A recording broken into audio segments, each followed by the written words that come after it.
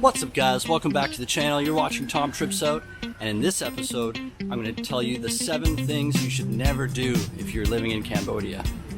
My name's Tom, this is my trip out. Well, hey everybody, come along with me. Take a trip to a place to fight without sea. Meet people, eat food, see the joy they bring, and how much it costs to try new things. Well, come and watch me on my trip out.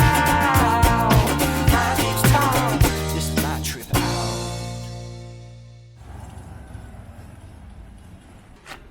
Alright, so we're going for a little walk right close to my neighborhood.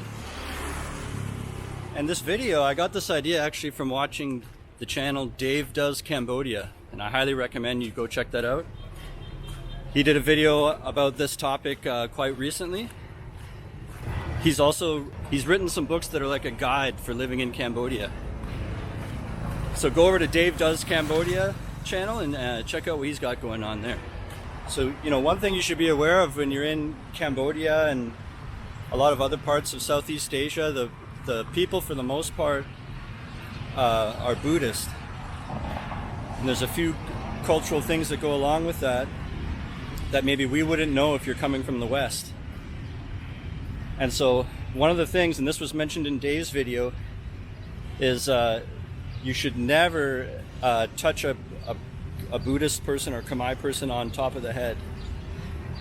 And you might think like, well, that's easy. I don't walk up to people and rub their head, but like, especially as a teacher, or if you're teaching a young age level, and you know they get comfortable with you and they're all around and they're running up to you, and maybe you just go, oh, and just like a gesture of endearment, you might pat them on the back of the head or something, and that's a big no-no. You can't touch people on the head here. The second point I have, it almost goes along with it, but it's kind of like the opposite. So the head is sacred, but your feet are considered like bad, like dirty, and it's bad. And so you don't draw attention to your feet or use them to point at things, or if you're sitting with your legs stretched out and you're pointing your feet at somebody, that's considered rude. So you should watch how you're using your feet when you're when you're around Khmer people. And again, you know, they're really kind and loving and friendly here. They'll know that you didn't mean it, but I don't know about you. I would like to know these things, because even if they'll give me a pass, I still want to respect their way of living and their cultures here, and I don't want to make any of these mistakes. That's why I'm sharing them with you now. So the third point is, don't get really upset or angry in, maybe in a customer service situation where it's not going your way. Getting loud and confrontational, that's not the way that people do it here, and it's frowned upon. You should just keep your cool. It's not normal here to have a big freak out or make a scene when you're, what do you mean you don't take credit card, or I want your man. You can't be like a big, loud, angry Karen here, because that's not the way, culturally, that's not the way that they deal with these kind of situations. They're more like, they look like they're a little more kind of scared, or they'll laugh, like a nervous laugh, and then you can work it out in a friendly way. They'd rather be friendly. So if you have a disagreement, it's almost better to make a joke like, oh, did you double the price since yesterday or something? And then you kind of, you can broach the subject coming from a more friendlier place than just snapping and having a big scene. I think that goes along with the Buddhist way of life, is you don't have big outbursts of anger and things like that. Even road rage here. The traffic could be crazy and people are just cutting each other off left and right, and no one is getting mad or violent. They just take a breath and just wait and then continue. And so no freaking out. Hey you, yeah you. Have you ever wondered how I started my life here in Cambodia? Do you want to teach English abroad? Well, check out the link in the description. AVSE TESOL. It's a 4-week in-the-country program. They also do Vietnam if you're interested in that. And they line you up with a job placement afterwards. The course could also be done online at home if you'd rather just chip away in your own time. And if you're already a teacher, they have a separate thing just for job assistants. So go to the website, read about it. If you decide it's for you, put Tom Trips out. It really helps to support the channel. All right, back to the video. So the fourth point goes along with what I just said, but don't expect people to follow any sort of traffic laws.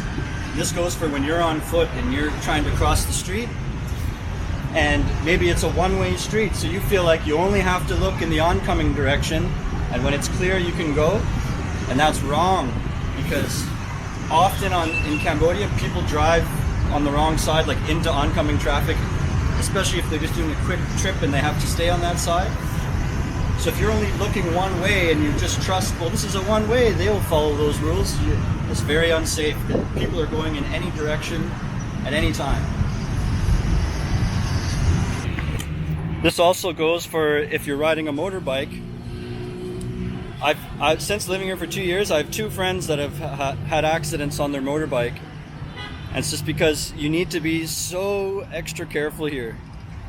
You have to look in every direction, even the directions that you have to look in the direction that wouldn't make sense. Like, oh, there'd be nobody coming from there. Well, there probably might be. Like, and so you have to drive as if something's going to come out of nowhere and hit you at any time. Because if you're just sort of expecting that other people are going to be driving defensively, then you'll be mistaken. And I know a couple friends that have survived, but they've been in a couple crashes on their motorbike. So again, take extra caution, and you almost have to predict that the other drivers are going to be breaking all the rules.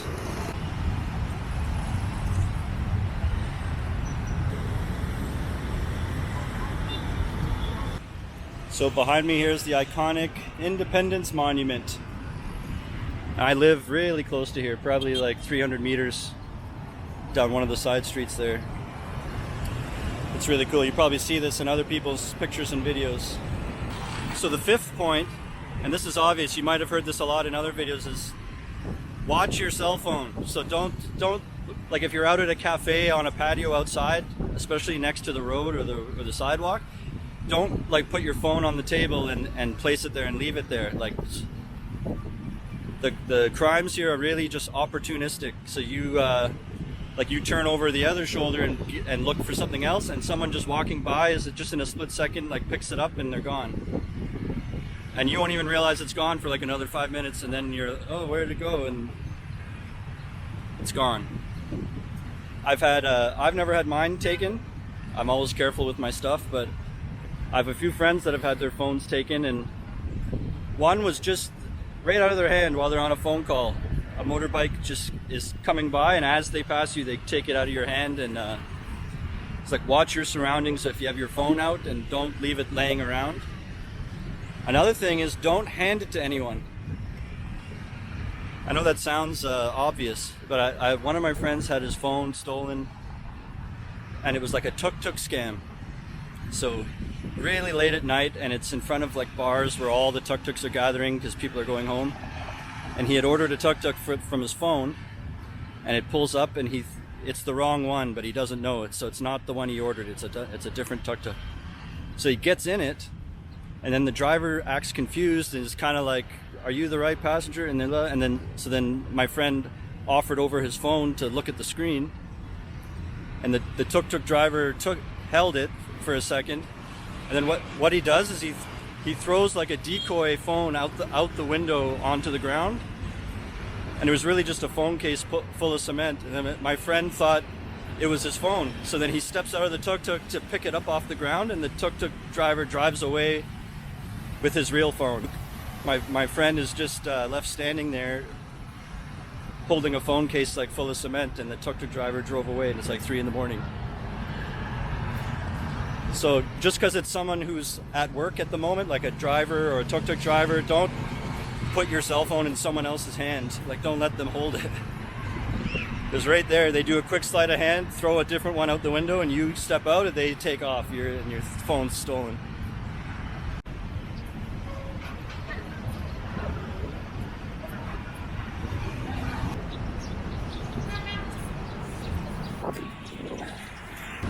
So thing number 6 that you should avoid doing. Don't do these things. Number 6 is don't give money to children that are begging. And I know that sounds like mean because you want to help people out, especially when a child comes up to you and they look hungry, or they're good actors too. They put on a sad face and they look dirty and no shoes, and they point at your food and start pouting and stuff, and they're asking for money. And just don't give them any money, because they don't even get the money. If you give these children that are begging, if you give them money, it'll be their parents or whoever's the ringleader. All the money will go back to that person. So you're not even helping the child anyways. You're giving money to some scammer. Also, those parents of those kids, they're trying to decide what is better to make money. Have my child go to school, or are they able to make more money just begging tourists for money? And so the more that when foreigners and Westerners come here, the more that we give money to the children begging, the more it'll reinforce to the parents that the school is a waste of time, and they're making more money from begging. And we don't want that. We want to encourage the generation to turn around and become more developed and educated, right? So giving money to those children doesn't help stop the cycle. It helps encourage them to not go back to school, because they're making more money just begging. I've done it before where I was eating pizza and I had one piece left, and they had come up to me doing that, and I said, "Here, you can have this last slice." And it was like a young girl and her even younger sister. And the older one took the piece and split it in half and gave one to the younger girl, and they ate it and walked away. And then like that I could feel not so bad about. But giving them money, they just go right back and hand it to the ringleader. So it's not, you're not helping them out, and it'll encourage them to not go to school. So we don't want that.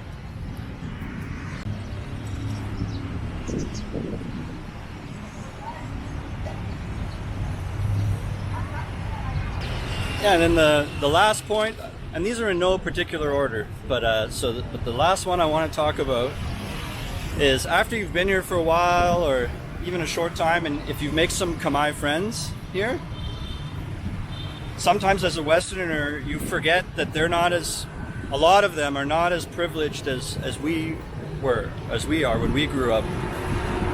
And so you might be talking about stories of, and I was in Thailand before this and all that, and you don't realize you're just excited about your story, but you're kind of bragging to people that would never be able to afford an airplane ever.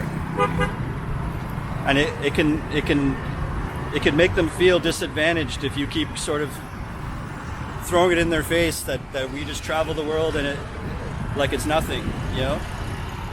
And especially if you say things like, "What? You've never been to Amsterdam? Oh my God, you have to go to Amsterdam." Turn to your friend, "I can't believe this guy's never been to Amsterdam." You know, like something like that. You don't do that to a Khmer person, that they weren't brought up with like the same privileges that we had. Or even sometimes people do it by mistake. Like maybe they're really hospitable to you, the Khmer people, and they'll very generous and share their food and maybe let you stay over if you're traveling or things like that. And then you might say something like, "Hey, the next time you're in Toronto, let me know and you could stay at my place." And you know, that's really small-minded thing to say, because there's no way in hell they'd ever be able to afford a airplane ticket, right? So that's why I'm mentioning these things now, so you don't make the mistake and it slips out of your mouth by accident, even in an innocent way, right? So you just gotta keep it in mind before you open your big Western mouth, right? All right.